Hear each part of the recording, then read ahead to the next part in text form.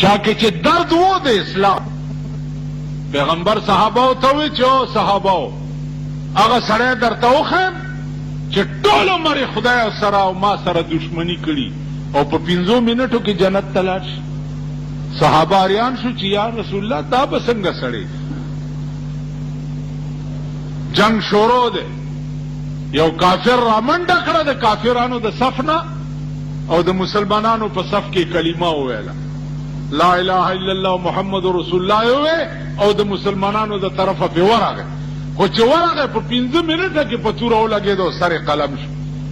پیغمبر په لاش ودرېدو او صحابه ته وی چې ادا سړی دی چې په ټول عمر کې خدای او رسول ته بد ویلي دي منځ او داسې نه دی کړی خو چې راغی او د دې طرفه شو ایسې نه وکړي جنت ته به ځي. تاسو به هر څه کړي ماما او دوزخ ته به ځئ که خدای ته منظوره وه هر څه به م کړي منځونه به م کړي دا تندي به م صاحبه داسې سلولي یو سړی و دا تندی به په دې ځمکه پورې سولولو مونږ هغه زمانه کې رامداس کې اوسېدو خو چې تندی به په صف کېښو نو داسې داسې به کړو. ما ورته ویل چې یې کیے کرنا میں تھکیوں ملنے ما تو چې میں نے سنو ہے کہ اتنے محراب لگ جاوے تو دوزخ دی اگ آرام ہو جاندی چې په تندي کې محراب ولګي نو د دوزخ اور په آرامیږي نو ویل زه ځکه دا تندی مګم چې محراب مې ولګي مال داس چلو کا چې سیخ ګرم کا داغ والا ورکا چې محراب ماما په محرابونو نه ده. تاسو تجربه وکړئ دا تاسو ټول غریب خلک یې اگر چې دا زما خبرې څه د لیونو غوندې تجربه وکړئ سرمایدار او خان او نواب چې په حجره کې ناست دي ته داسې سپیره غوندې ورش السلام علیکم خان تاسو داسې سلام کوي السلام علیکم خان دغه تاسې چل کوئ درته څنګه ګوري وعلیکم څنګه شیخه داسې وایي درته که نه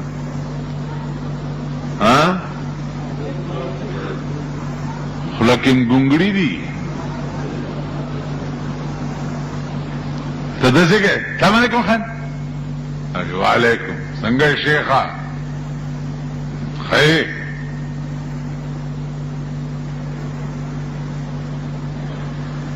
بدمر دانا سال دے خی جوڑے بیگا دے روٹے سره ترکاری خوڑلے نه دا بچی دی څنګه دی روزگار دے شتا نشتا دا تپوسی جاری کرے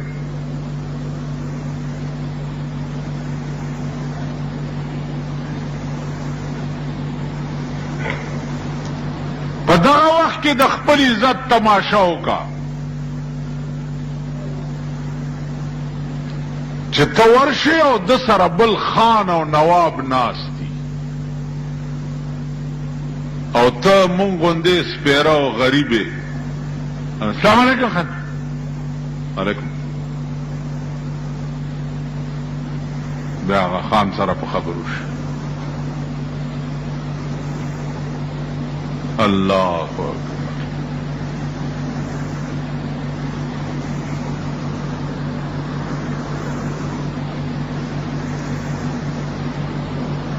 عزیزانو عرض میں داو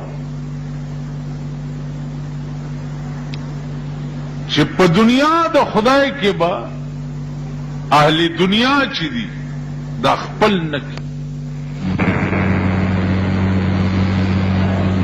په مانځه کې چې کوم الفاظ او انتخاب جناب رسول الله صلی الله علیه وسلم کړی دی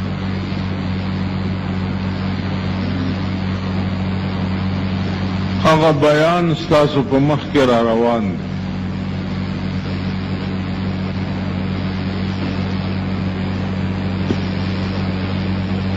عزیزانو منځ خو تاسو ټول کوئ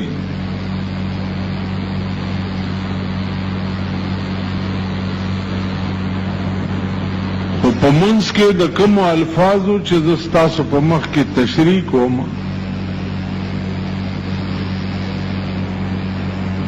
نو د مانځه کې به تصور هم دا کول وي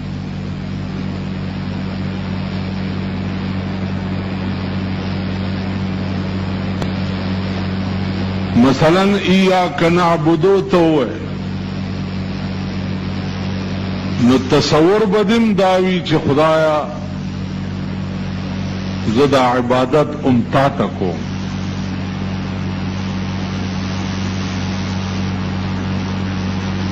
یا و ایاک نستعین تو ہے نو تصور بدم بدی منس کې دای چې خدایا امداد هم زتا نه غواړي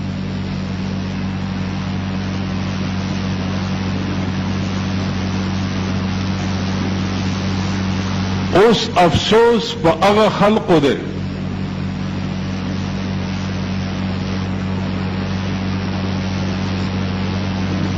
څوک چې منځ کوي او د منځ معنا او مطلب نه پوهیږي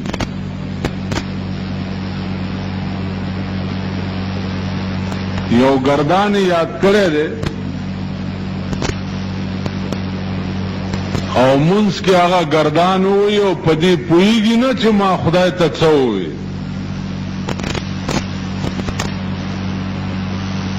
او الله د منځ د دې الفاظو په جواب کې ما ته څه وویل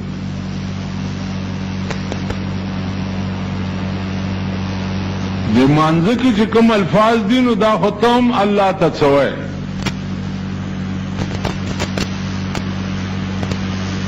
او الله هم داغه بدل کې تا ته څوي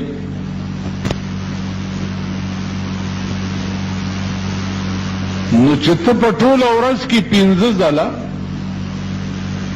یو ذات سره ملاقات وکې او په دې پوهم نشي چې ما څوي او غیره ته څوي دا څه مونږ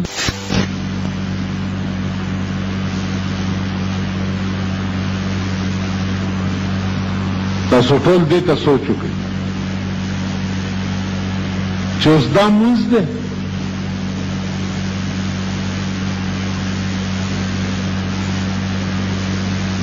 یا دا هغه مونځ دی چې په دې به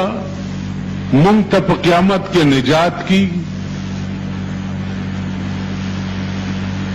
یا په قبر کې دا مونځ به مونږ دپاره سبب د نجات ګرځي دې ته سوچ وکړئ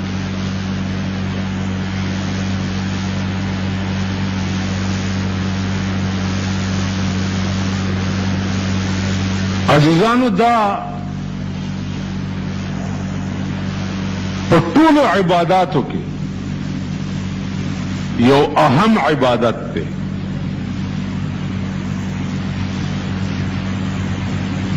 اوس هغه هم عبادت تاڑو حقیقت پیجنے نا پی پوئی گی نا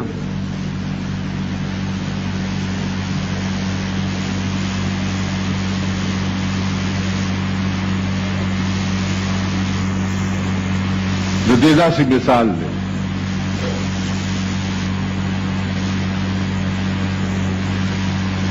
لکت چاہتا بند لفافہ کی اور تحفہ ورکی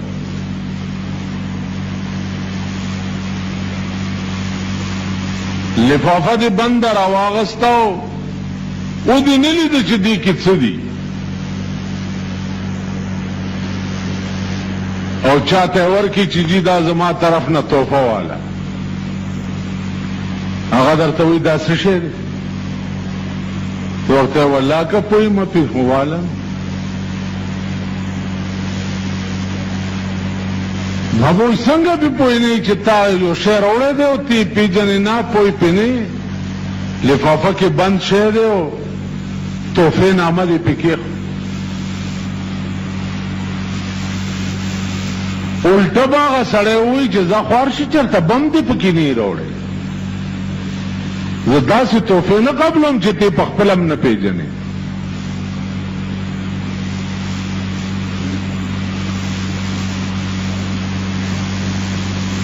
نو اللہ تا بدا منست توفتن پیش کے توفه به ځکه چې د الله ټول عبادات چې دي دا زمونږ طرف نه الله ته به توفه وي او ډالۍ به یو د دې په بدل کې به تې څه غواړو.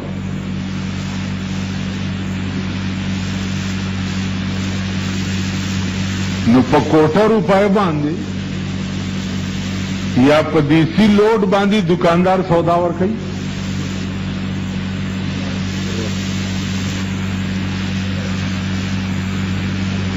یو سړی ته دی کوټه روپۍ یا تانیز یا څلورنیز ورکو چې چڼې راکا سړی چې ولیده چې دا خو کوټه دی نو شاید هغې بدل کې در کول خو پرېږده الټه به د یو دوه څپېړې به وایي چې دا کوټه شیزونه په ما چلې.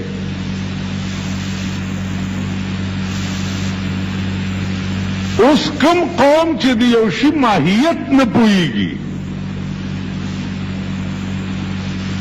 د هغې حقیقت نه پوهېږي او ته هغه خدای ته پیش کړي نو خدای به وایي ښه ده دا کم منځونه دي په دې کې تا څه غوښته چې هغه زه اوس درکم. ته به وایي دې نه خو نه یم خبر چې څه مې غوښته خو او دا منځونه به ستا په دې مخ درولي او درته به وایي چې دا واله او په سر یې ګرځوه د دې قیامت په دې میدان کې.